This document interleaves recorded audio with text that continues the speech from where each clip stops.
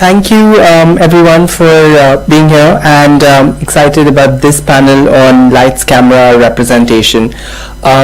This panel was supposed to have 4 speakers, but one of them unfortunately couldn't make it here. So we have 3 speakers, which means more time for all of us, yay, and questions and answers. We'll begin off with Dr. Ben Murtagh talking about HIV/AIDS in Indonesian films and web series, finding a space for gay Waria Indonesians. Dr. Murtagh is the head of department at SOAS for the Department of South Asia and Southeast Asia, and I introduced him earlier this morning. He is working on Indonesian cinema, specifically on lesbian, Waria, and gay identity. So I will give 3 indications because we have 20 minutes rather than 15 minutes this time, and I will give you 3 indications, one at 5, 2, and when it's over. So over to you. Yes, your presentation's here.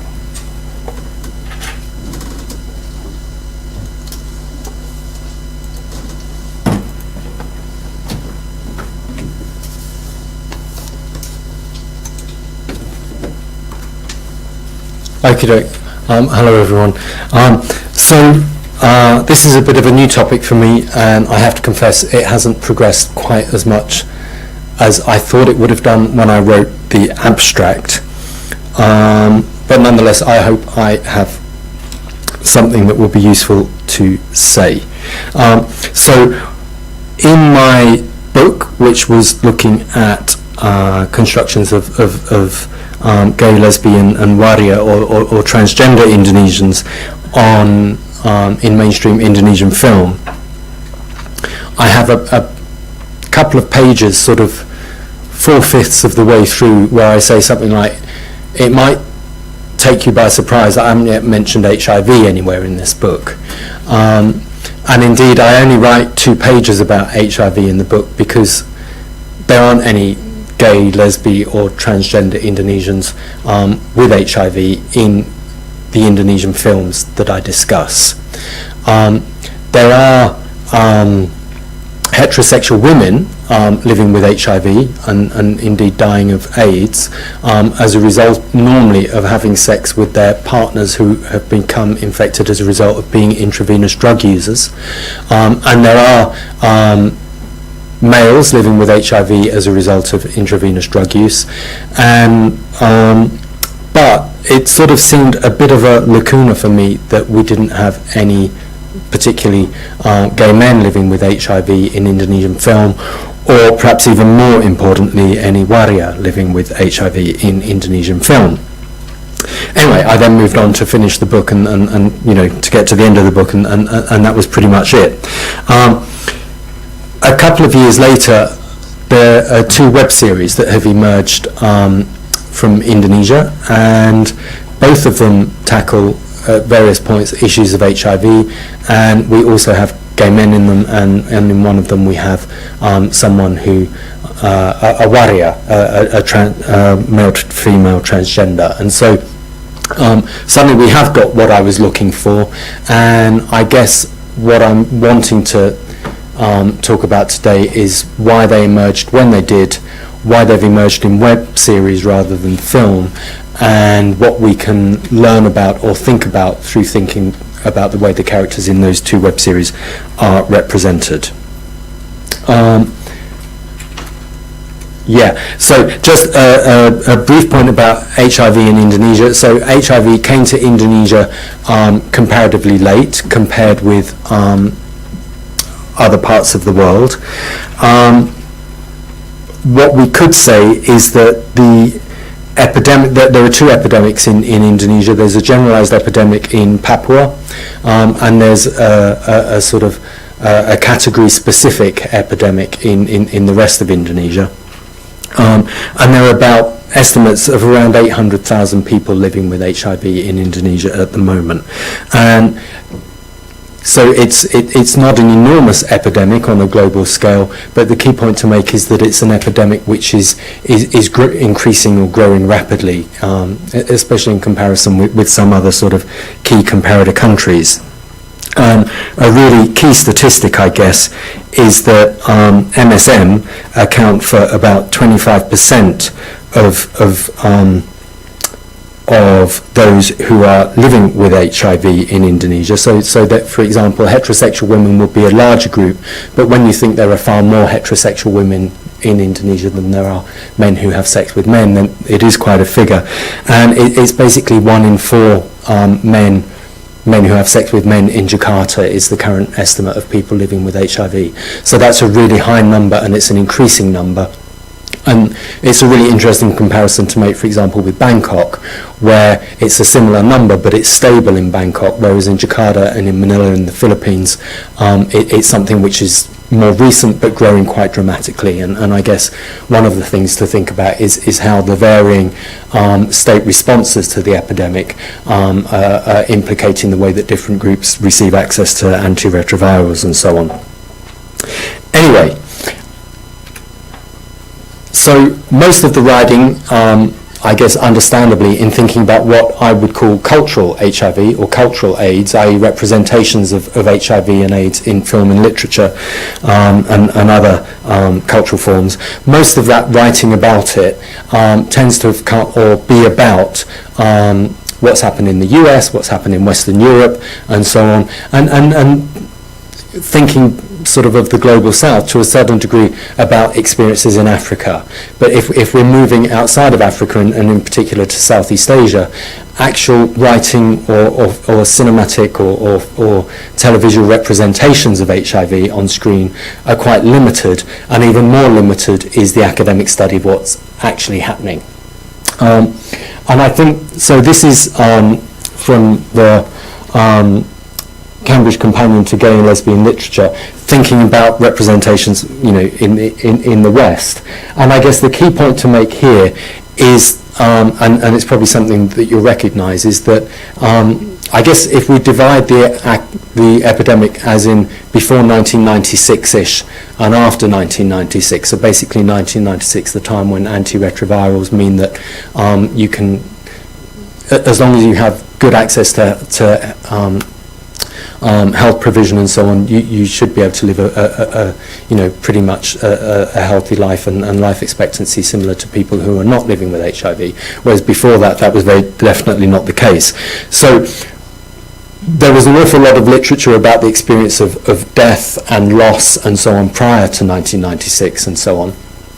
But what's been talked about is that since 1997, apart from those films and literature and so on, which are looking historically at the epidemic, or we don't have so many representations of what it means to actually live with HIV rather than to have died of AIDS. And so that's the general, there are of course exceptions to that, but that's the general picture thinking about the West. And then there's a very interesting book, collection of articles, which has just come out recently by Gustavo Sobrero, and he's thinking about HIV/AIDS in the rest of the world. And what he talks about here is that in this new era of antiretrovirals and so on, it's necessary to think about the representations, which are basically people trying to make sense of HIV at a time when people have a similar life expectancy. So how are people talking about HIV in film and literature and so on now? And in particular, so I guess the key point is that while people are no longer, or certainly not to the same degree, dying of AIDS-related illnesses and so on, people are still living with HIV, and perhaps even more significantly, they're living with the stigma of HIV. And this is, when we come to Indonesia, the place that I'm particularly interested in, this is fundamental to thinking about what it is to live with HIV and thinking about how it's represented. So just thinking about Indonesia, the sort of things we've had in the past. So this here is a report from 1995 in a film magazine, and it's basically talking about an actor who the character that he's playing gets AIDS rather like Tom Hanks. So the reference there is to Philadelphia, and so the understanding of representations of HIV/AIDS in Indonesia at that time is through filters of films such as Philadelphia. And that's about an Indonesian guy who had a playboy lifestyle in the US, contracted HIV there, come back to Indonesia and then living with the consequences of it. More recently, The Final Second and also Chance of Lotus, these two films here. In the top one, we have this is really an anti-drugs film. So two women who are addicted to narcoba, intravenous drug users, and one of them contracts HIV. We're not quite sure whether she's got it from the intravenous drug use or for the fact that she's been raped and sexually assaulted by her pimp, who is also a drug user. So it could be either way. And they're lesbians. So some people said, oh yeah, this is the link of HIV with representations of lesbians on screen. But it seems to me that it's fundamentally about sexual violence and it's about intravenous drug use. And in the bottom one here, Perempuan Punya Cerita, it's an omnibus film, 4 stories, and again we have a woman whose husband dies. She discovers that, so he was an intravenous drug user, she discovers that she's now living with HIV and her in-laws basically reject her and she has to give up her kids because she can't look after them and so on. So the undeserving victim, if you like.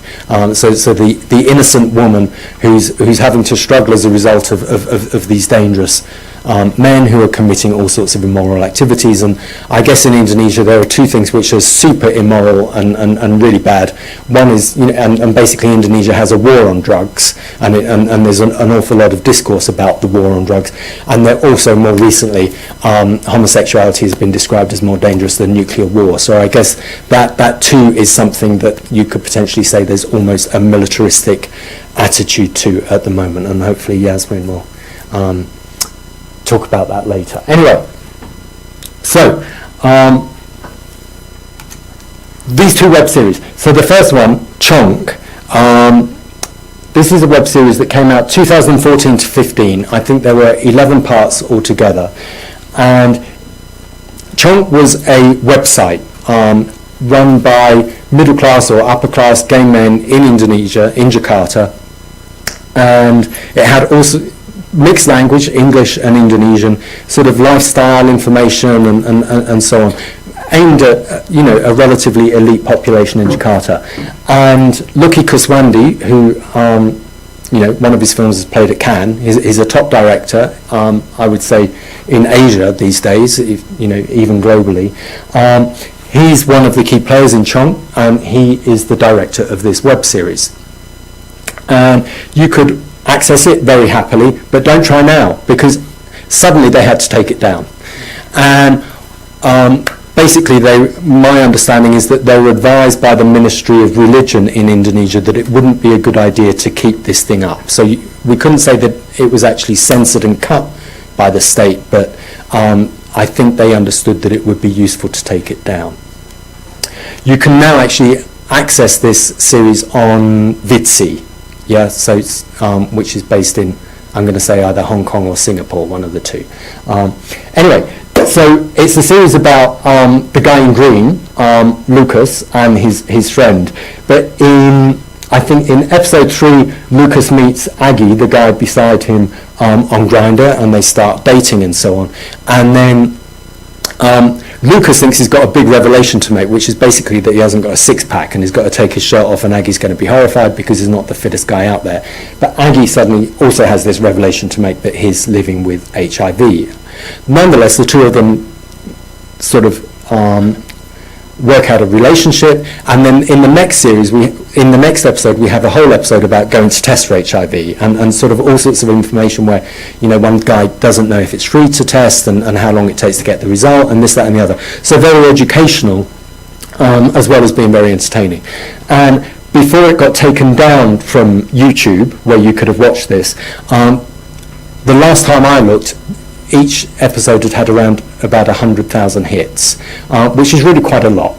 The other series that I'm going to talk about, I was watching one episode on YouTube today, and it's only had 7,500 hits. So this has clearly been much more successful in reaching an audience. It's subtitled as well. What's interesting is towards the end, we find out that Aggie, who is now living as volunteering as an HIV prevention worker, he used to be a rent boy. He used to be a so he used to be a rent boy.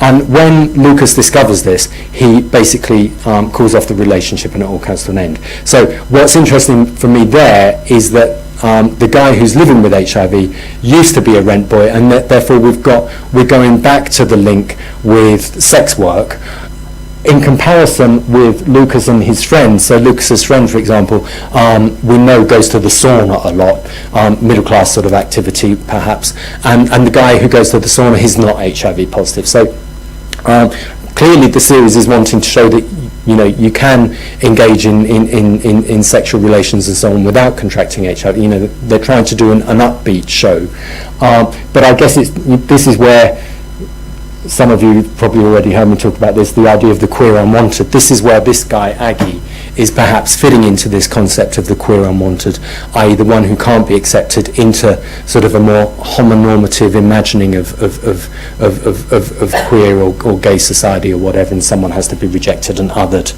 at the same time.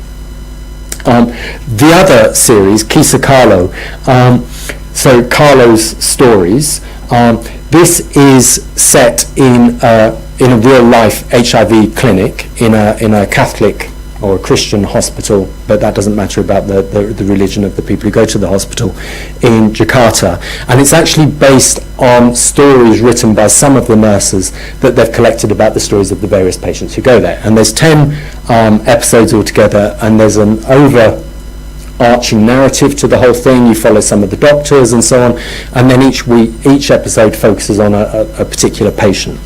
And this guy here, Imam, we can also see him in the top picture in the back, and he works in the clinic as a volunteer, sort of giving advice and so on, and chatting to people while they're waiting to have their test and this, that and the other.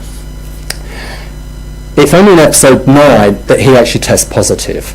And what for me is really interesting in this series is we go through 8 episodes where we have either heterosexual women who are HIV positive, we have a male sort of playboy heterosexually HIV positive, we have an intravenous drug user, we have a child who's HIV positive, is infected from the mother, and so on. It's only when we get to episode 9 that we have this, what I would understand as being either a queer or gay character, and he's the only one where we don't really have an explanation. We understand that he has contracted HIV from having had sex with someone, but we don't know who he's had sex with, and we don't know if he has a boyfriend or a girlfriend or anything like that. I'm just going to say from his body language, I'm making a judgment that he's pretty camp, and I think he's signified to be so. And so I guess what this web series, in a way, this web series doesn't have a target audience, and perhaps that's why it's only ended up with about 7,500 viewers as opposed to this other series that had 100,000 viewers. And I guess what it's tried to do is make something that will be watched by everyone, and in a way what's ended up is not that many people have ended up watching it, because there's not a community to say, by the way, if you watch this, it's really interesting, whatever.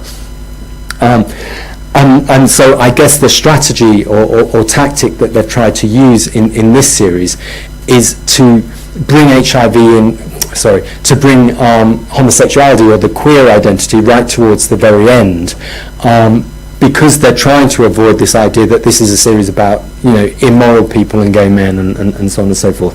There is a Waria character in the 4th episode whose best friend, who is also Waria, has just died of an age-related illness, but she actually tests negative and is befriended by a high-class sex worker who's also positive, and the high-class sex worker makes a friendship with the low-class transgender sex worker, if you like.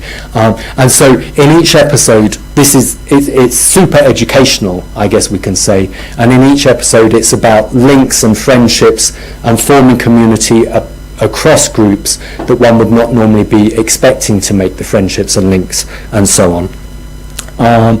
And so, for example, this chap here, we don't really understand. all that we know about him is that his brother had died of an age-related illness a few years previously as a result of intravenous drug use. And these two are now good friends, but we don't really understand any more about what that friendship is, whether it's simply a friendship as a result of the two going to the clinic and volunteering in the clinic, or if there's anything more to it. So these are the two series. So there's nothing like super queer about this. There's not, it's. And I think if we're not understanding what the Indonesian context is, we might think, well, this, if we're used to watching films and so on from the Western situation, we might think, well, this all sounds a bit simple and rather banal. But in Indonesia, this is really quite important, and especially, so this was made 2015 to 16, and in 2016, February 2016, is the time that began what we could call the anti-LGBT hysteria, and the country is still basically in a situation of moral panic, I guess you could say, to this sort of 15 or 16 months later. I think everyone hoped initially that it might only last a few months. It's still going on now, and I didn't quite realise it at the time, but the fact that the earlier story that I talked about, Chong, that it had to be taken down, it's actually part of that moral panic that we didn't quite realise had started at that point. And the fact that this series has been made, again, by quite a well-known director, but with much less cash behind it, and so if you watch it, you'll see that it's quite low, at times quite low production techniques, but nonetheless very interesting. You'll see that clearly what he's trying to do is to navigate the situation where he's wanting to bring in this diversity of category types that might be affected by HIV, either through familial relations or through living with HIV themselves.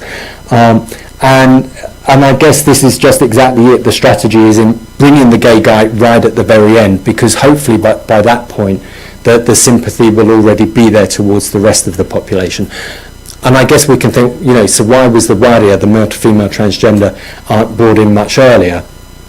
And I guess we can differentiate and say Waria are much more visible in Indonesia. I would say sort of on the street, if you like. Many people are used to the fact that there are male to female transgender sex workers and so on, and in the salon and so on.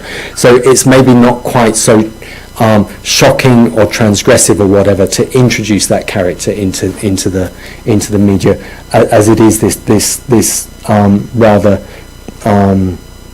ambiguous character, and I guess he's designed as a character that those of us in the know will understand him as being a gay character, if that's how we want to understand him, and those of us who probably aren't in the know might really not make much of it. Because there's an interesting thing, he goes to visit his parents and tell them that he's HIV positive and seek forgiveness, and they're completely shocked, but in the end forgive him. And one thing that he says is, at the end, and again, he says, thank you for basically accepting me. And what we're not sure of is he saying thank you for accepting me because I'm now living with HIV, or is he saying thank you for accepting me because I'm gay? And I think it's probably both of those things. Yeah, so that's what I'm working on. I guess, how have they shifted the discourse on HIV in Indonesia? I think in terms of popular, so there's a whole load of non-mainstream representations, NGO sort of made films and theatre and so on, which is sort of in a different realm, I would say. But this, for the fact that the first one briefly online, and still if you know how to get it, the second one, it is there online. The fact that this is some sort of semi-mainstream representation of HIV amongst gay and transgender Indonesians, this is really something quite important, and I guess it's the fact that they haven't just slipped into the typical stereotypes when no one dies of the gay men don't die of HIV in this film at least, and of age-related illnesses at least, and so on. So it is a shift, but nonetheless I guess as I've said, the problem here is a lack of a certain audience, perhaps lack of funding, so that maybe it hasn't reached the desired people. But I'm presuming that those who are watching it, and you can, what's interesting for me, you can read all the comments underneath each episode, the tremendously positive response by the people who've watched each of these episodes, and people are clearly really liking it, they're learning from it and so on, and great. And so that's another aspect of the research, as well as everything else that I will tell you about if you're interested. So I guess what I'm really interested in thinking about now is actually about responses to these series, focus group work and so on, rather than simply what I think is in them. Anyway, that's it.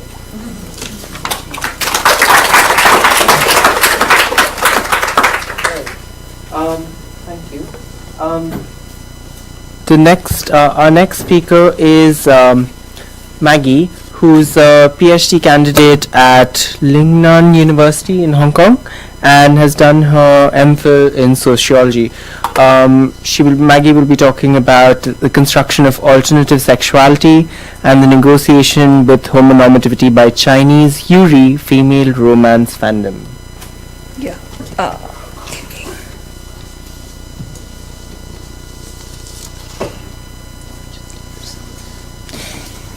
Okay, hi everyone.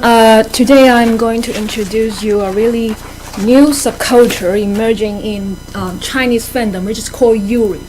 And it is originally a Japanese manga culture, but it has implanted into Chinese fandom around in 2004, with more and more popular Yuri manga and Yuri animation translating into Chinese, and that has been a growing fandom in China, and that there have been lots of female fans that have been attracted to this kind of manga, which is about the attraction between two girls. And it is a comparative genre to BL, which should be more well known under the subculture of Japanese, which is the boys love manga, and is about the depictions of the attraction between boys, and it's also about the erotic relationship between two beautiful boys. But for Yuri, it is about more like about spiritual attraction within two female, and that there's actually no absolute definition for what Yuri is, because every single Yuri fans have their own definition for what Yuri is. So it is also the same type proof that is a discursive culture that produced from the perspective of the its audience than from the perspective of its producer. And that so when it is so difficult to explain it, so what it exactly is Yuri is, and here are some terms and description that usually shape what Yuri is. And the first one is that it's a sentimental and delicate emotion and emotional flows within two female characters. And the second is that is the subtle atmosphere, is the ambiguity within two female.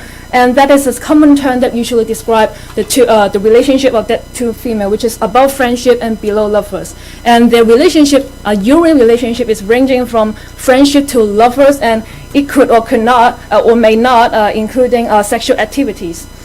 And usually, it has been widely assumed that the main audience of the Yuri fandom would be males, with just like a male audience like watching lesbian porn. But in fact, actually, most of the audience are mainly female, in which there's a large proportion of female fans in the Yuri community, that especially in China, and that the development have been accompanied with the establishment of the Chinese largest Yuri forum, which is Yamibo forum. And it's a very important queer space where they have developed their identity, their sexuality, and to develop their own culture, which is different from lesbian. And that they have been usually identify themselves as non-heterosexual. And this is quite unique subculture group that they have been developing both culture and also their sexuality based on a queer website and a social platform. And mainly my research are based on this Chinese biggest Yuri fan site, and that I adopt an online ethnographic approach with an interview with the members of this forum. And so there's maybe some confusion, confused about what exactly Yuri is. So the first one is that it's just fantasy between two girls, and is it just friendship? and it's just platonic relationship between two girls, and it's just strengthening the feminine stereotyping. And for the first one, it's true that they have fantasy, and it's also about the imagination between two female, and also the imagination of those female fans about ideal love and true love. But in fact, they also have a true relationship with other female members within the Yuri community. And for the second, it's just friendship. Well, they embrace all form of ambiguity, and also ranging from friendship to lovers. They open the door for diverse form of love, and they really like to see about friendship relationship between two girls. And it is just a platonic relationship. But actually, although they have been advocating what spiritual relationship, but actually they did not reject any kind of sexual scenes. They really like that, but it must be based on the storyline and has been based on the emotions. And for the last one, it's just strengthening the female stereotype, because it's about the veiled, the delicate emotionals. But in fact, they will argue that they are celebrating certain feminine qualities, but they are not limiting any kinds of gender stereotype or gender qualities. And that is usually confused, and also questions about what is the relationship between Yuri and lesbians. Well, some of the answer will be from the fans, and my interviewee will be saying that Yuri is a form of love, while lesbian is more like a social identity or political identity. And so when concerning Yuri readers' sexuality, well, most of them will be identifying themselves as non-heterosexual. And so when they are non-heterosexual, are they just equal to lesbian? Well, is quite complicated relationship, because they share some similarity, because they are both homosexual, but they never call themselves as La, which is a self-reference for Chinese lesbian. Besides, they have a very different culture and incompatible value towards the mainstream Chinese mainstream lesbian culture, especially for the tomboy culture or the TP labeling system, which I will be explaining it later. And so it takes lots of words and also paragraphs to explain what exactly their sexuality is. And it's coming to the question that what exactly is their sexuality and why it is so difficult to explain them. So when we have to clarify what their sexuality is, the first one is we have to clarify what sexuality, that's the definition of sexuality. Well, so as sociological terms, under sexuality is, according to Foucault, it is a set of social and cultural process which produce and organize the expression of sexual desire and identity and acts. And that this sexuality generates sexual identity. And this sexual identity is based on individual sexual desire. So when I put Yuri under the framework of the current account of sexual discourse, I found that Yuri cannot be accurately defined, or because what they emphasize, what they prioritize is not about sex. Sexual desire is about spiritual intimacy. So I found that it would be challenging the role of sex, especially under the discourse of sexuality. And that Adrian Rich in 1980 also have another term, which is lesbian continuum. And this lesbian continuum has extend the identity of lesbian with not just limiting to erotic relationship within women, also including the woman friendship, including sharing of inner life within females, and also the shared experience like feeding a child.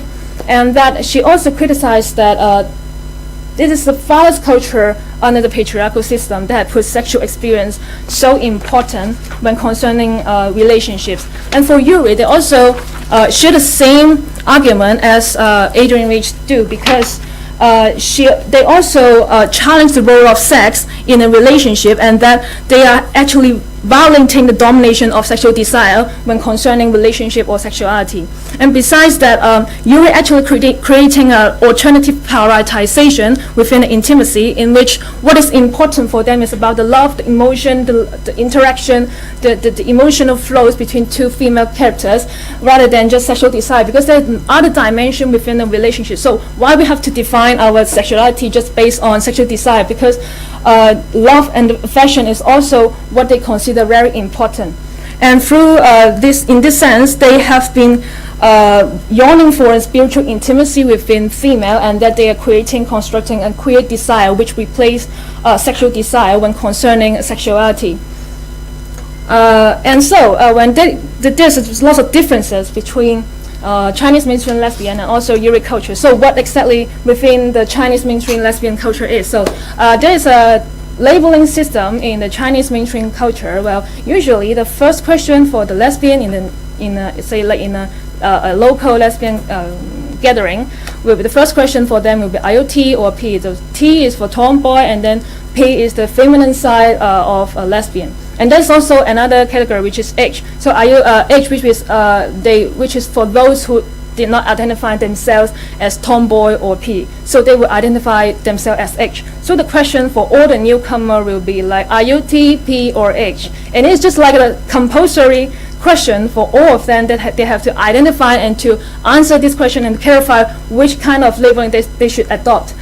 And there's also other subcategory of different kind of tomboy, like TAT, the really masculine one, and also Niang T, which is a feminine tomboy. And besides that, there's the TP eroticism, which is like the breach of female role playing. It's also the dominating phenomenon within lesbian community, including in China, in Taiwan, and also in Hong Kong. And the tomboy culture within Chinese mainstream lesbian, usually they featured with some imitating of male gesture, and that they have considered themselves to be to take the responsibility like a man, and that they wanted themselves to be more aggressive and strive for more decision power even in their relationships. And also they also require themselves to playing just like a male and to acquire and to share a heavier burden on economy. And when concerning this kind of tomboy culture, and from the viewpoint of Yuri fans, they actually really reluctant to the tomboy culture, because they are more interested in the feminine side of female, and they appreciate the beauties of the female themselves. And that the most important thing that they dislike about the tomboy system, the tomboy culture under the Chinese mainstream lesbian, is that they are actually showing that they are not completely accepting or respecting this their own identity, that they have to imitate male gesture and to acquire the power that endowed in a male, and the privilege, and to gain the privilege endowed in the male by through imitating the male's gestures. They criticize them as kind of rather than breaking through the distorted gender system, but they are just trying to fitting in a distorted system that they are imitating the kind of dominating power. And besides that, the TP role playing, which the T and tomboy and female lesbian, is also being criticized by the Yuri fandom, that it is another copy of heterosexual couples, and that they also resist to enter the labeling system among the mainstream lesbian, considering it is unnecessary, and it is just limiting sexual fluidity, and also it is just a kind of violation to humankind, because it should be infused with diversity, but not to labeling themselves into all kinds of gender stereotype. And it's just strengthening another gender stereotype under the patriarchal system.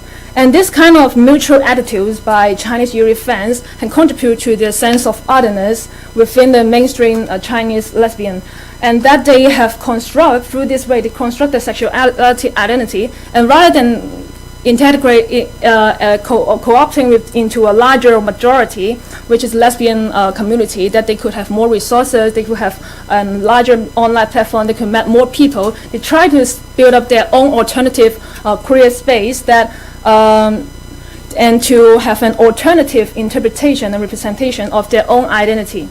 And in this way, they're actually challenging having this kind of difference, the differences that they experience. They have been building their own sexuality, which is other than lesbian, and challenging the homonomativity within the minority.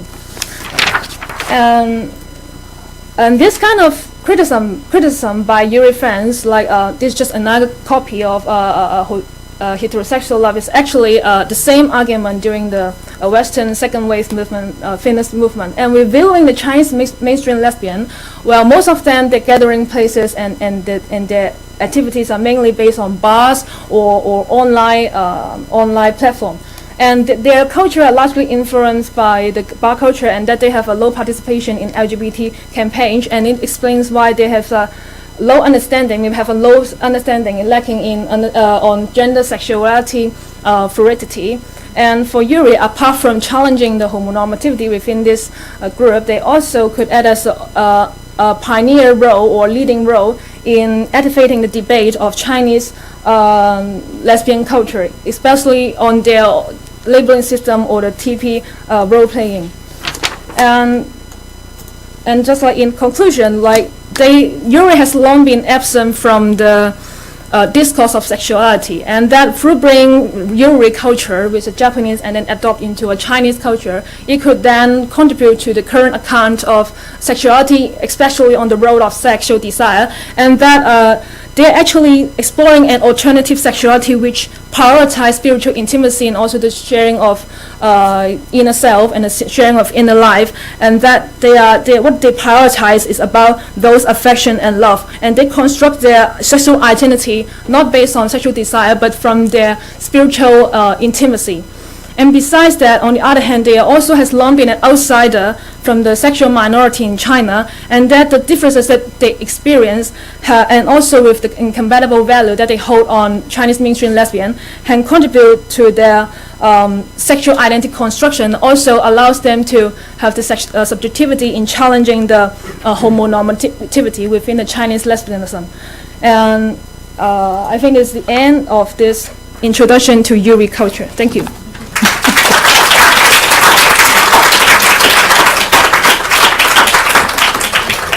Thank you. That was very on time. So our last speaker today is Mei Mei, and Mei Mei is a senior research assistant at the City University of Hong Kong. She will be talking about exploring Hong Kong national identity through queer romance, an analysis of post-1997 queer Hong Kong cinema.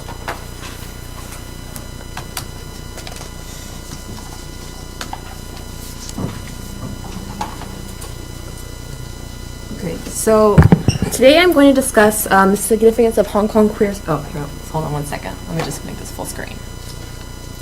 Oh, shoot.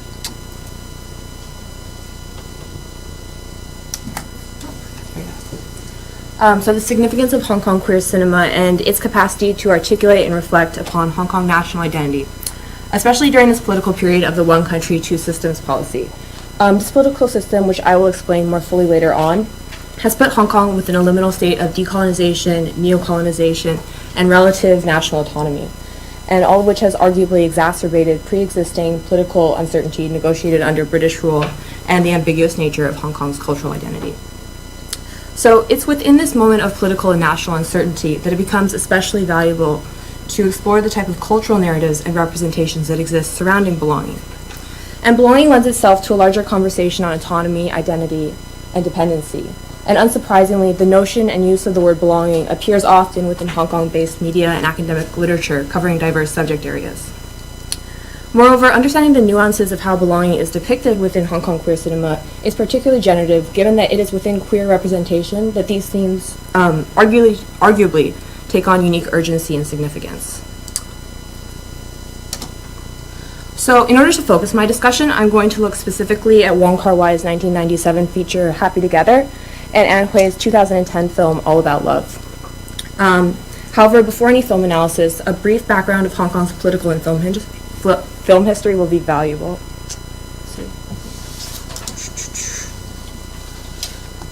So from 1841 to 1997, Hong Kong was an official colony of the UK.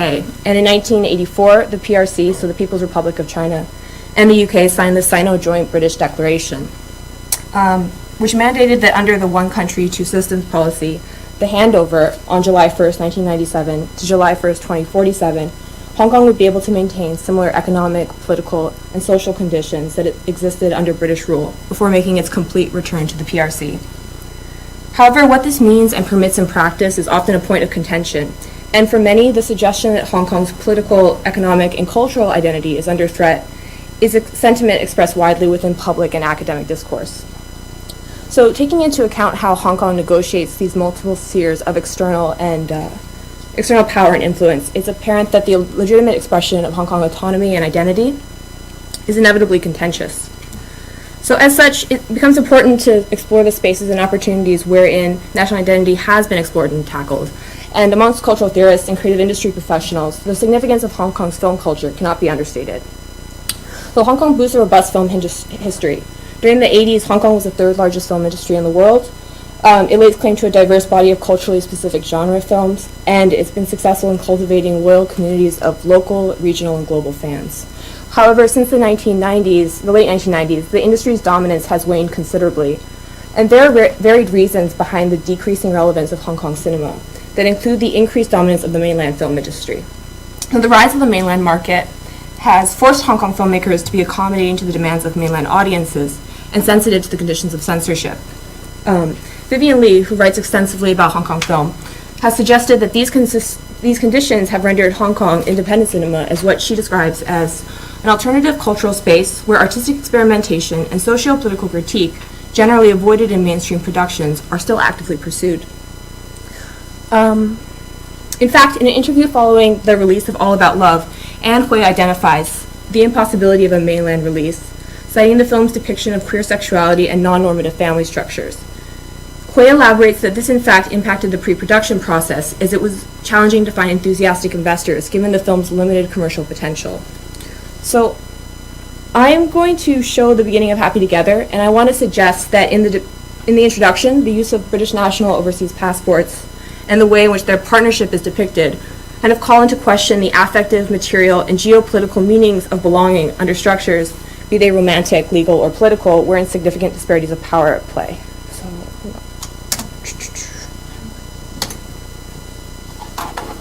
it's up here, yeah?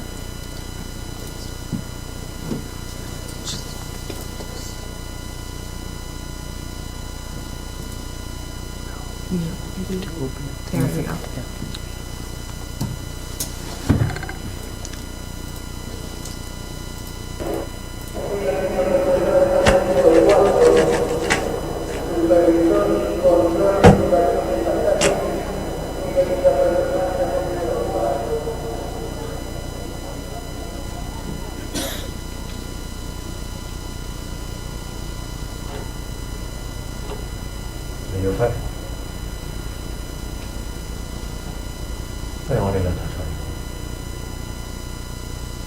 不如由頭嚟過啊！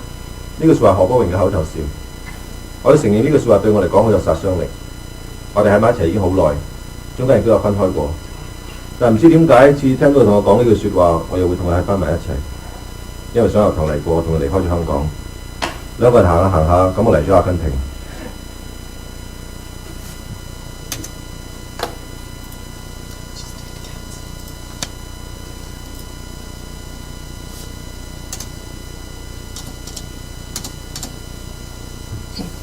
So throughout Happy Together, both men pretty much physically terrorize and emotionally manipulate each other, but at other times they're quite tender and protective of each other. And it would be reductive to diminish these representations of attachment, intimacy, and isolation as apolitical, or to suggest that the film is merely a story of two men who engage in a precarious and doomed romance.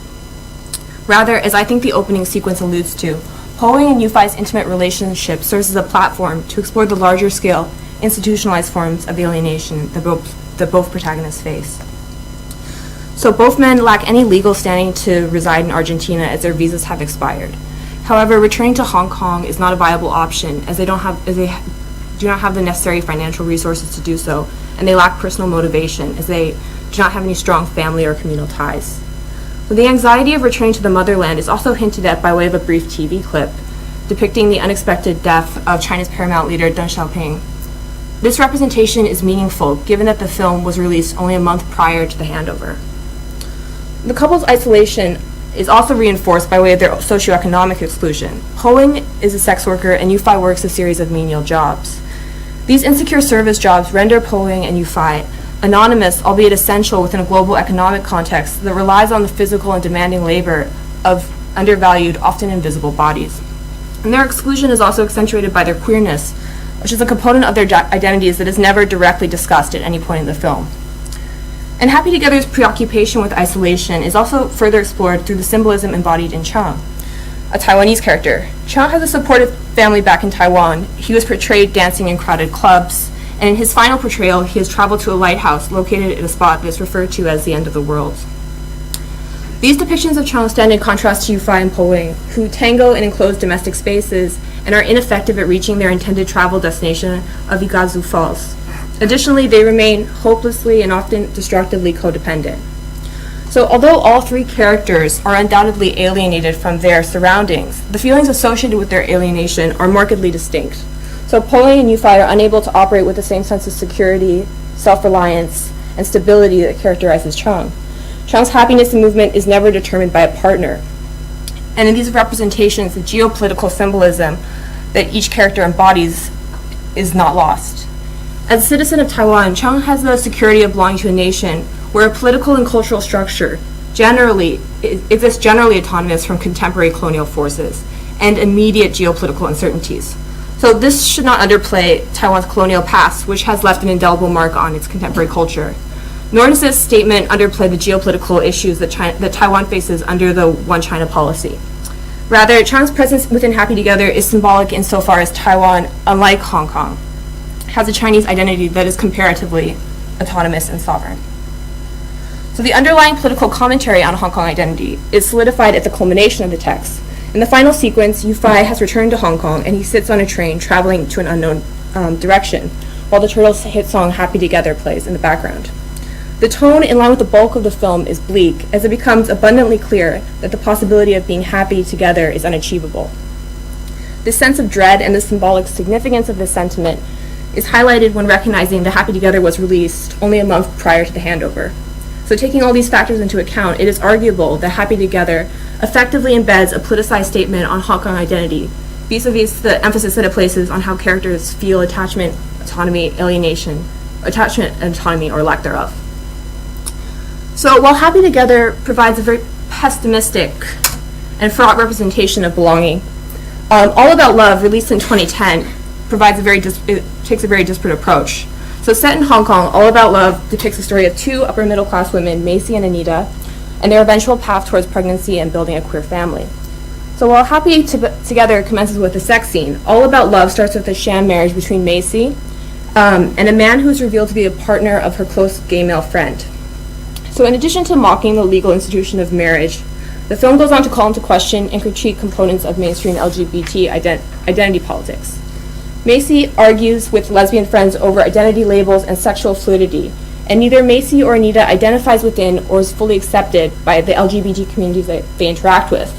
Instead, All About Love pays ample attention to the very queer and intentional commitments the characters build with each other, which culminates in the construction of an unconventional six-parent family unit.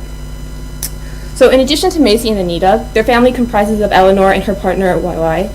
Eleanor and Macy are revealed to be former partners who have since become close platonic friends. And the family also includes Robert and Mike, two men who are the biological fathers of the children Anita and Macy eventually give birth to. So Mike is a young college student who is only intended to be a one-night stand, while Robert is Macy's client who's married, and over the course of the film, transitions from a kind of chauvinistic domestic abuser to a somewhat sensitive father. So it's a bit unconvincing. Both men are given ample opportunity to serve simply as sperm donors. However, through the friendships that are built and by way of their own initiative, both male characters become intimately involved in the family that's built. And although the queer family is constructed or created around the pregnancies, everyone's mutual commitment is cemented before any children come into the picture. As Anita's pregnancy advances, she begins to face overt workplace discrimination as an unwed pregnant mother, and she becomes increasingly vulnerable to being wrongfully fired. So these circumstances motivate her new family to take steps to protect her. Specifically, they organize a public sit-in, and in addition to the support she gains from her new family, the film depicts solidarity amongst other marginalized groups, including a group of Southeast Asian women, groups of young people, and a feminist coalition. So in this sequence, they are shown offering solidarity and camaraderie. And as this depiction suggests, All About Love offers notably queer depiction of intimacies that are centered around emotional affection, intentional commitments, and political solidarity. So despite the obvious differences, Happy Together and All About Love are invested in imagining what belonging looks and feels like, albeit with very different responses. The geopolitical symbolism of Chong in Happy Together and the overt discussion of gender discrimination and new models of family life tackled in All About Love allow Wong and Hui to respectively consider questions of inclusion and identity politics from a complex platform that moves beyond the personal and extends to questions of national identity and political issues. So it is arguable that such questions are explored with unique potential in the context of queer representation, as queer narratives can imagine new spaces of belonging, intimacy, and communities that are created when normative structures of belonging are not necessarily available. So in effect, due to queer cinema's limited commercial potential in the mainland, the tenuous political environment of Hong Kong, it is especially generative to consider the unique potential and role that queer cinema has in exploring and deconstructing models of belonging, and how these representations and ideas inadvertently speak to Hong Kong's political climate and its sense of national identity. And I'm done.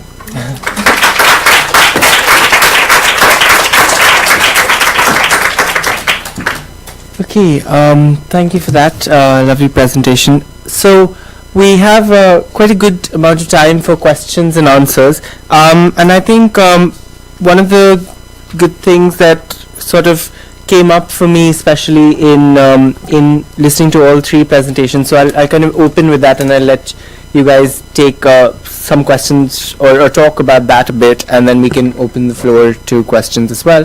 Was this idea that there was a way in which queer people are taking to cinema, taking to online spaces in order to respond to a lot of governmental changes, impact in the way in which the states were trying to control sexuality, and treating queer or online spaces, or queering online spaces in a sense, to create a place of belonging. So I have two questions in there. One is that how would you understand what queer would be in relation to the different things that you were talking about? Now, Ben, I know you were talking about HIV and AIDS, but you talked about the way in which the web series were trying to add on this figure of the queer unwanted, and so maybe you could elaborate a little bit on that, and we can talk about the way in which the moral panic comes in there. And then you talked about how the Yuri fandom sort of picked up in opposition almost to mainstream Chinese movements, and then when you talked about queer cinema creating this whole different sort of space, especially in relation to the geopolitics of the Chinese government and its relationship with Hong Kong, and of course in also in comparison always with China's relationship to Taiwan. So the first question is, what do you think is the role or the functionality of the word queer in all of this, in each of your instances? Maybe we can start with that question and I'll come to the second one. Yeah, does anyone want to pick up on that? Yes. Yeah. So I guess we could say that if we take queering as a verb, then I guess we can understand that through resort to targeted audiences and resort to these web series, community activists or gay filmmakers have actually been able to queer or at least destabilize traditional conceptions or traditional representations of what it is to be HIV positive or living with AIDS and inclusion. And in particular, by resorting to that media, what they've managed to do is actually bring this great unwanted, this great sort of policed but nonetheless not talked about minority onto the screen in a way that people haven't really been able to do in other media. And most fundamentally, the fact that they've managed to certainly set out to, and I do think managed to create really quite not just positive images, but really quite complex images of what it means to live with HIV images. So they haven't just said, everything's fantastic, but they've talked about the reality of what it is to live on a regime of medication and the concept of shame and rejection by friends and family and those problems. But nonetheless come up with something which I think would be educationally meaningful, but nonetheless, in that respect, I guess we can say queer conception of what HIV is. So queer, in fact,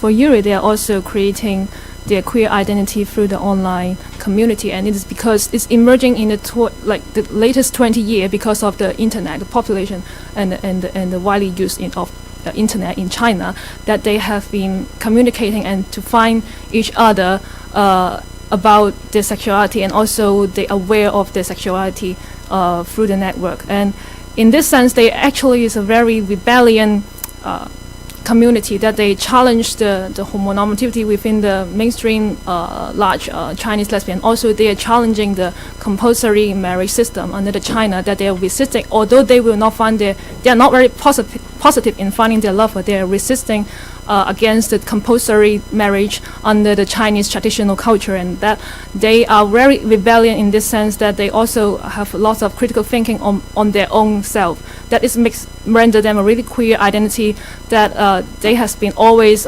criticizing themselves, or even in their own community, that sometimes they also wondering whether they are so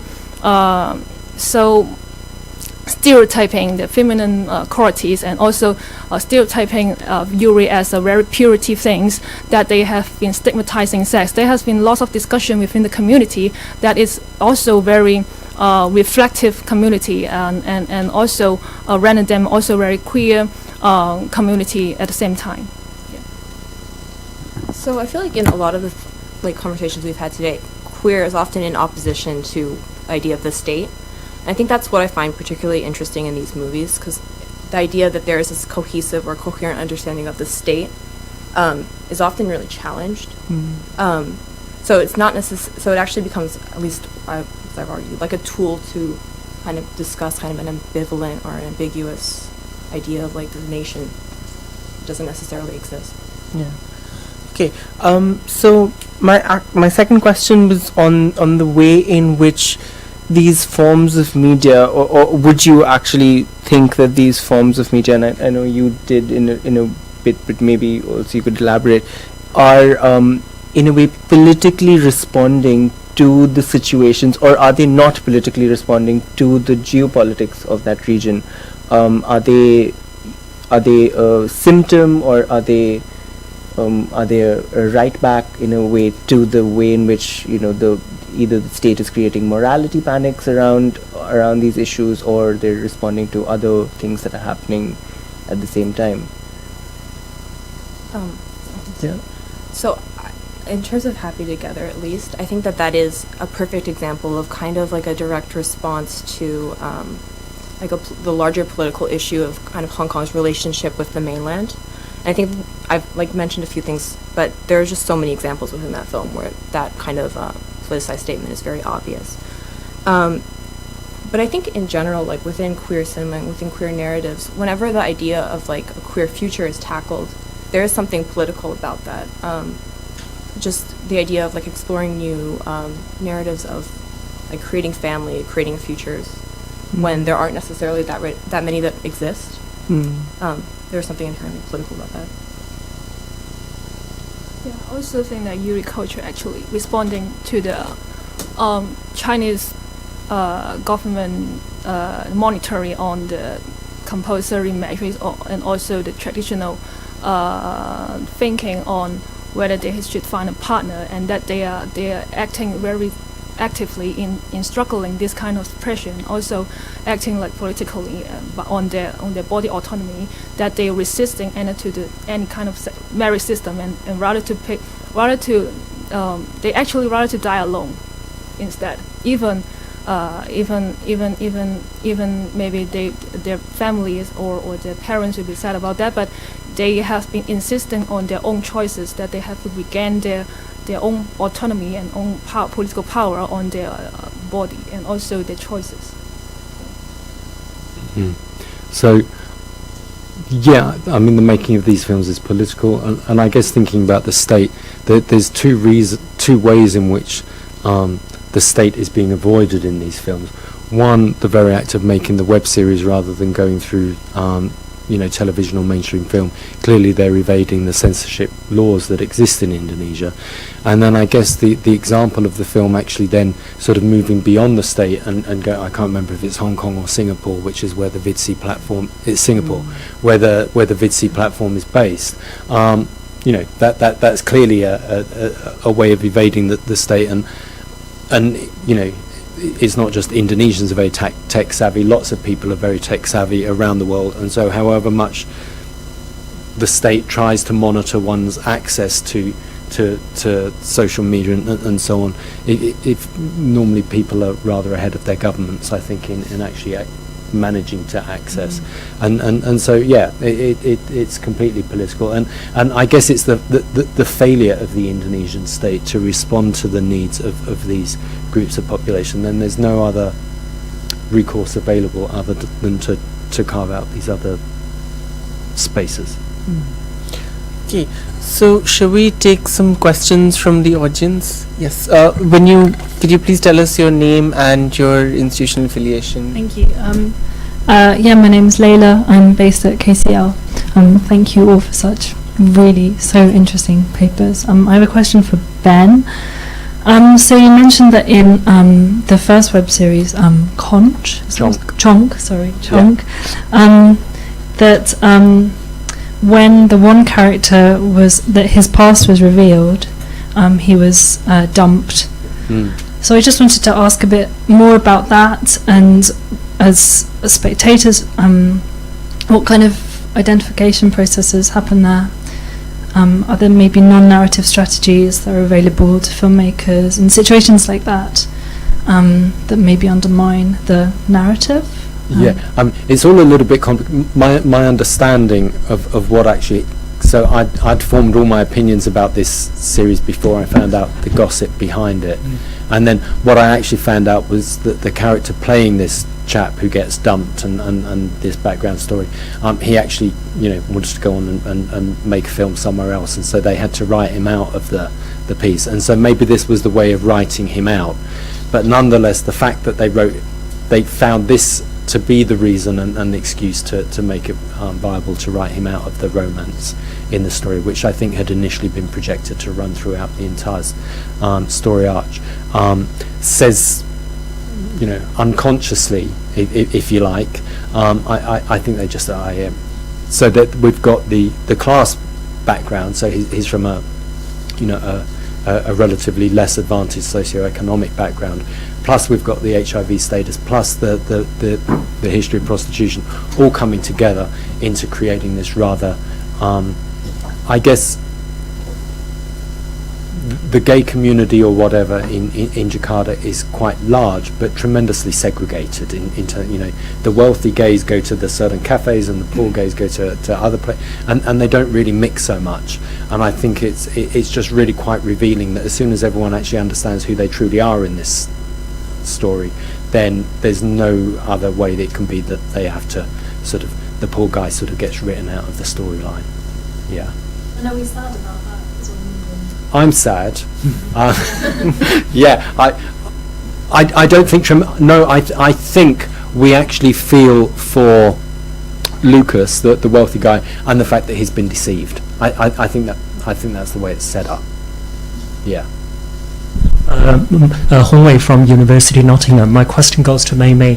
So I was wondering if you could comment on the role of the parents, the parental parents of all those gay people actually in the two films. It strikes me that at least in the Happy Together, actually the parents do not necessarily appear in the cinema, but they play a very structural, symbolic role actually in the gay subject formation. For instance, what's most weird is that La Yunfa actually stole some money from the father's company and then played a rebellious child. And then at the end of the film, he actually called the father and apologized and tried to reconcile with the father. And was wondering, what does this tell us about, for instance, national identity and belonging? And I haven't seen the other film, so I was wondering if you could comment on the parents. Yeah, I mean, you could go so as far as to really read that in terms of just the symbolism of the mainland and kind of its overarching power over Hong Kong. I think that there's definitely with the role of his father, it's so complicated also because if you look at the way that Wong Kar-wai wanted to actually make the film, the role of the parents was supposed to be a lot stronger than it actually ended up like featuring in the final production. But I have spoken to some people who kind of view the relationship that Yufei has with his father as the father mirroring like the role of the mainland. And like the sequence where he kind of tries to go back as kind of symbolic of something greater between Hong Kong and the mainland. But I don't know if I necessarily believe that completely. But I think that there's a lot there to read into. In terms of the other movie, their parents never make a significant feature. I do think there's one sequence where the young 19-year-old, his parents are in the background somewhere because he lives at home. But otherwise, like, there's no mention of their family background or the expectations that their parents have of them. And actually, there are moments in the film where Mei Mei kind of goes to her friends and they almost treat her as if they are a child, like she's the child. There have been readings of that, like they make her soup and they do things that are kind of what a traditional, you might see in a family dynamic. So I guess it's kind of a commentary on how people maybe sometimes build different kinds of family structures with friends, different communities they have, when maybe the nuclear family that they come from or that they maybe never had access to just don't exist. You had a question, yeah. Can we get the... I can try and speak loud. Okay. Is that good enough? Yeah. So I'm a research officer in the University of Kent and Trans Center in Guangzhou. And I had I thought it was brilliant how you talked about these three presentations in terms of resistance to state control against queer identities. And building up on that, I just wanted to raise a question to you, Maggie, right? And with Yuri, there's so much audience in mainland China, and the recent crackdowns on LGBT representations in mainstream media that were forbidden, especially in 2016. Have you seen, just purely just from statistics or the audience, have you seen any bumps and increase in the audience? Also, I had a quick question for Ben. Have you considered the role that internalized homophobia might have played in the research and the work ethic? In responding to the audience in mainland China, that's actually an increasing fandom since 2004, because more and more, not only limited to Japanese manga culture, but also in other Asian movies and also other Asian TV shows, and even like Japanese idols group, also ranging on different kind of female intimacy. Like as long as they find the woman friendship attractive, they will fantasizing them, and thanks to the population of the internet, and also a very important site in China, which is Bilibili.com. It is the site where they found all these kind of videos and also the female intimacy video that they find attractive in it, and there's more youngsters that have find their interest in the female intimacy, and through this way they may have awakened from their sexual identity too. And this is a very exciting phenomenon, because in the past time, like in the 80s or the 90s, there's also many movies, especially in Hong Kong, that is full of ambiguity with female intimacy. But at that time, Yuri community haven't come up until 2004. This online community that they have emerged together and to form their own culture. Who's internalized my internalized homophobia or someone else's? Could be both, but in terms of the research, the role that they might have taken, the character development, the way the plots are created, etc. Yeah.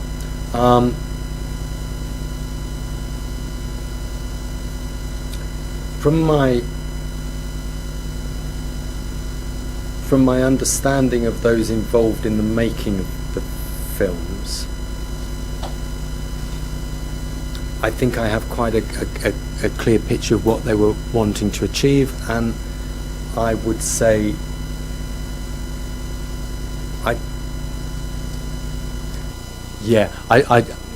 I'm not sure that we've got internalized homophobia going on there.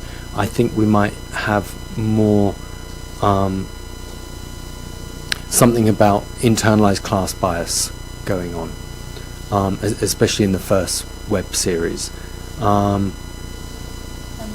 Because the reason why I'm asking is that over the years of work in Boeing and Zhejiang province with organizations that try to prevent HIV/AIDS infections, and it's reached 1 in 5, and it's a population there. Internalized homophobia plays a very integral role to this. So it was interesting for me to see that you didn't address it in terms of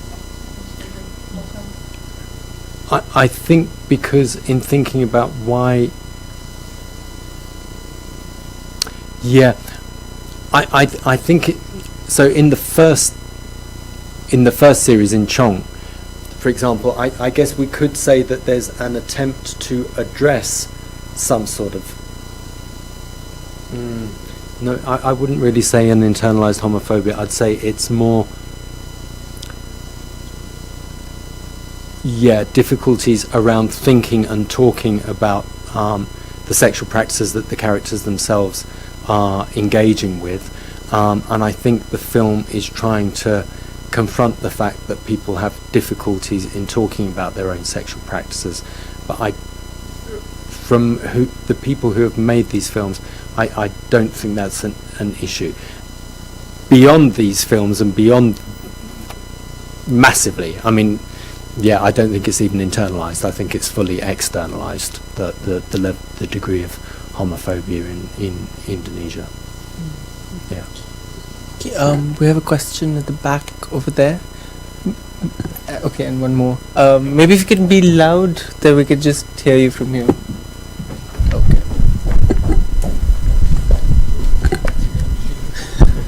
Okay, my questions are for Maggie, and the first one is that, can you talk a bit more about what's the difference between the Yuri culture in Japan and Yuri culture in China, since it came from Japan? And then the second one is that I wondered, very much like the otaku class in Japan, the Yuri subculture became more visible, I guess, because it's stigmatized by the mainstream society.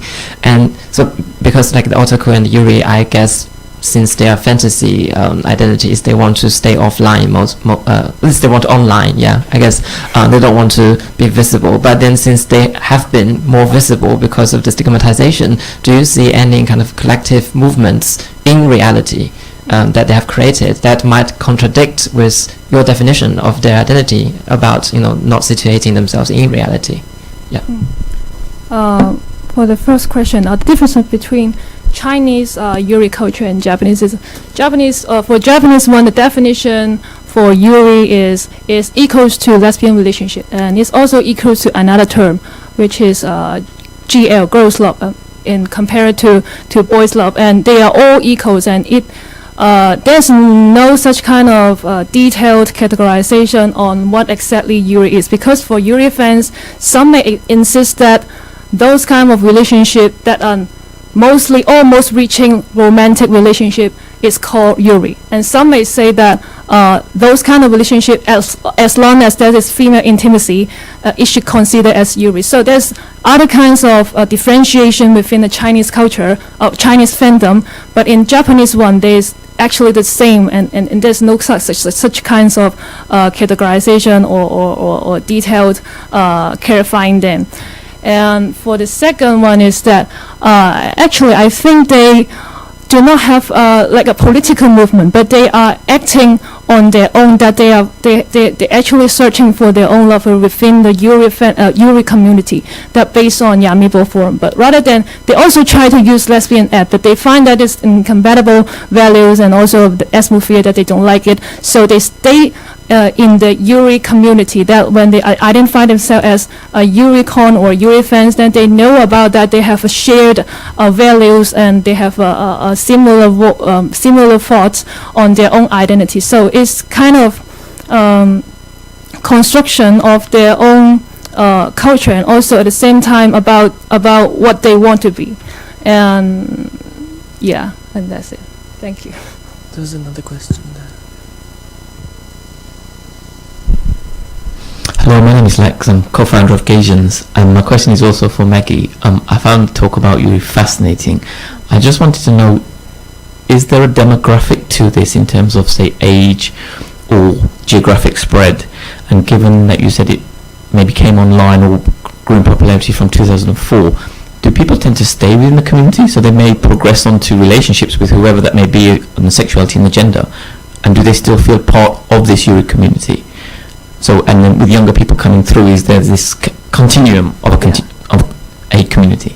Yes, actually, their age ranging from 12 to 30 or 30 something, and in 2004, most of them, when the first age that they found Yuri will be between teenage or in 20 something, and that since 10 years pass on, most of them have grown up and become 30s or 40.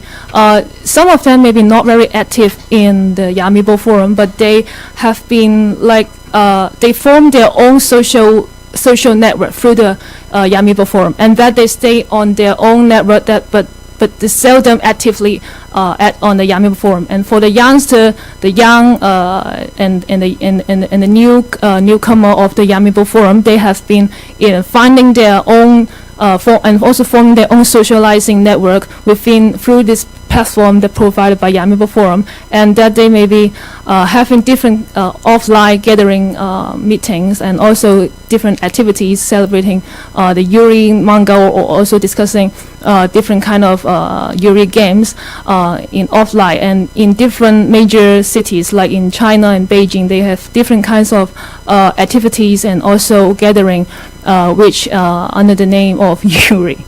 And besides that, I find that it's also very interesting that for the youngster in the Yamibo in the Yuri fandom, most of them are more open-minded. But for the elderly ones, they are born in 80s, they are more repressed in revealing the sexuality to their colleagues and or to the social network. But for the youngster, they are more willing to reveal the sexuality, and that they have a more open mind to promote the LGBT campaign and also to join different kind of activity. For the 80s or 70s, they seldom participated in and try to build and to mark their sexuality. Yeah. Thank you. Any other questions? Okay, so I have a few more actually, because I was taking lots of notes. But I'm going to try and merge them so that you could sort of address it as a whole. And I found it very interesting that we were talking about comments that were there on web forums or on the web series, and even the idea of the impossibility of a mainland release for the same films. So I was wondering if these films or these online spaces and their comment section tend to become this sort of way in which a certain, maybe not a political movement, but a certain formation of a political identity is shaped around the particular film or the particular the particular TV series or web series or whatever it was, and how is the comment section kind of shaping the reaction to all of these through as a queer space? Yeah. Yeah. I don't think I'm seeing, at least with these two web series, evidence of what I'd call creation of or emergence or recognition of a political identity. I think sort of going back to what Richard Dyer has talked about in terms of British cinema and in Indonesia, thinking about what Tom Belstorff has written about and Dede Otomo, that I knew it was me factor. I think it's especially, I get the impression for Indonesians who aren't necessarily living in the metropolis or who aren't necessarily part of communities, then I get the sense that this process of self-recognition is I think it's been going on for a long time, but it's the fact that we can almost now to an extent begin to measure it or see evidence of it by the fact that people can leave their online comments and so on, whereas before it would have been a much more self-reflective process. So I haven't done enough. I haven't done any reading about sort of like the research on people who tend to respond to things online in terms of blogs in that respect. But I think, especially with this Kisah Carlo, for example, the second one, the less widely watched thing, it really strikes me that there's, I think with all the episodes, there's not a single negative comment there. Absolutely every comment that anyone's leaving is a positive one. So I don't know if the moderators have gone through perhaps and deleted negative comments which might have been left. It's very possible. But it seems to me that, you know, people are responding to the fact they can't wait to watch the next episode and they've really learnt something and so on. So so more about self-understanding of a community that perhaps exists that they're not fully part of, and one's own self-understanding. Maybe we can get Mei Mei to respond first, and then Maggie, because Maggie, you've done quite a lot of looking through the forums. I can't speak to comment sections, but it is kind of interesting to see how films kind of created within the past 10 years kind of are in conversation with each other in terms of like queer cinema within Hong Kong. Actually, in All About Love, there's countless like references to Happy Together, and you see that in other queer Hong Kong films too, and also other queer Hong Kong films that make references to different kinds of queer cinemas outside of Hong Kong, different Asian cinemas. So there's something to be said about that, just how there's kind of a larger network that people are kind of interacting within.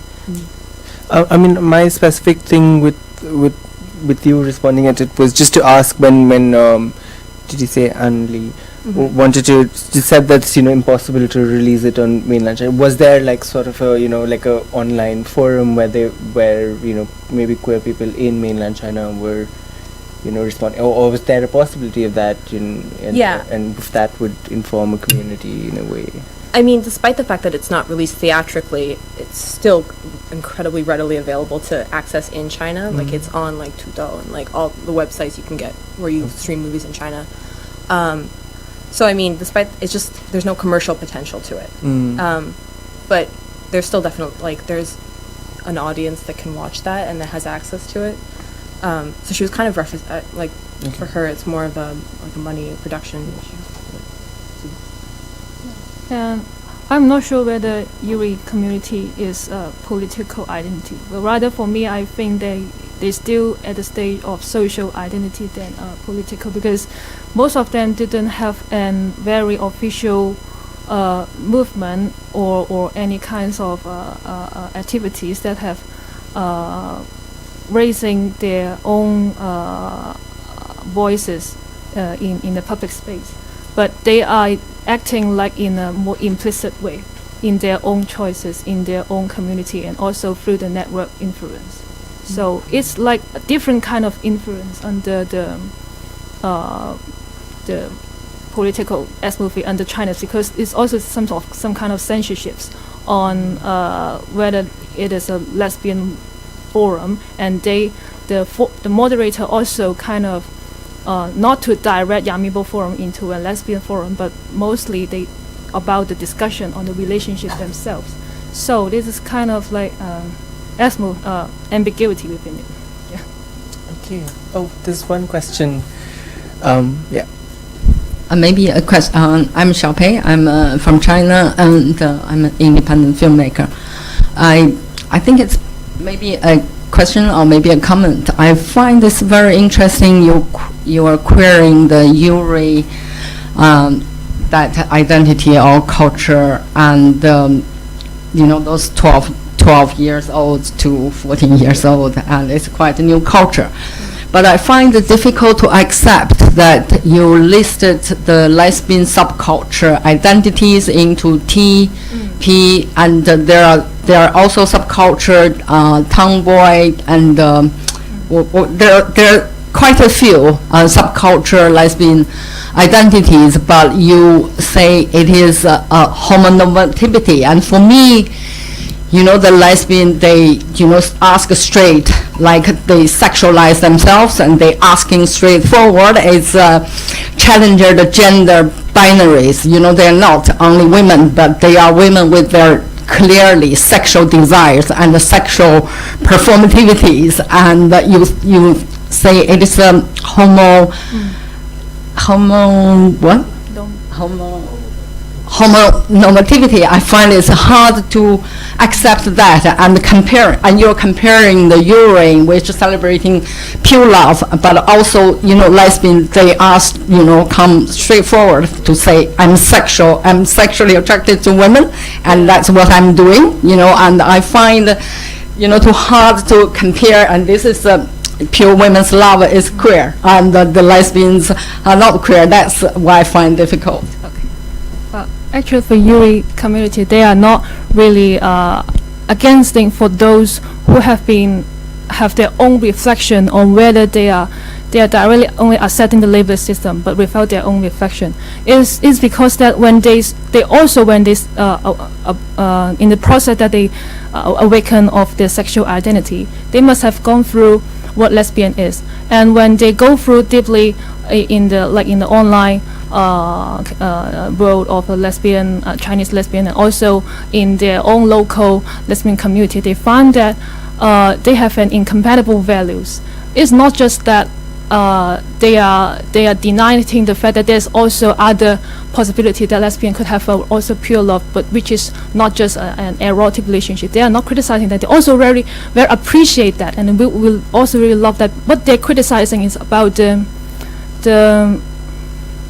atmosphere that usually they found in a lesbian community, and that they found that uncomfortable, and they found that it should be gone through like a process. They have to rethinking about whether they should accept this kind of labeling system, and to rethinking about what the tomboy culture should be. They also accept actually that many members are having a very handsome looking, and what the main point for them is that they have been gone through the thinking that whether they adopt this kind of gesture and also clothing because of they like it, and or just under the influence of the patriarchal system. They just want to emphasize there's a process of rethinking and reflection on themselves, rather than just accepting all the labeling when they first come to the community, and not to rethink about what they want.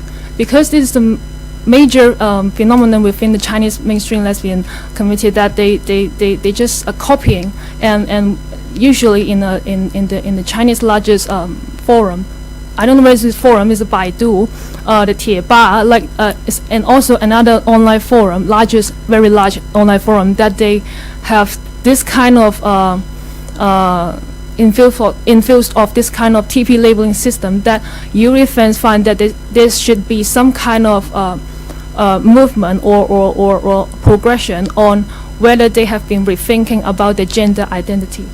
Thank you. Okay. So thank you all for your questions, and we have a short 15-minute break. That's all the panels that we have for today. There is another talk by Ben with an Indonesian activist, Yasmin Purba, in the DLT, which is upstairs. And for the other half of the event, which is the prescriptions of queer bodies in Singapore, which is a performance lecture by Lucy Han, is in the Paul Webley wing, which is across it's in the Senate House building. If you ask any of the volunteers, they'll be able to direct you there. After the performance lecture, we will all be in the Paul Webley wing for Drag Asia, which is featuring 2 drag performances, one by a Chinese drag king, Whiskey Xiao, and a South Korean drag queen, Hezi Yeung. So thank you all, and see you there.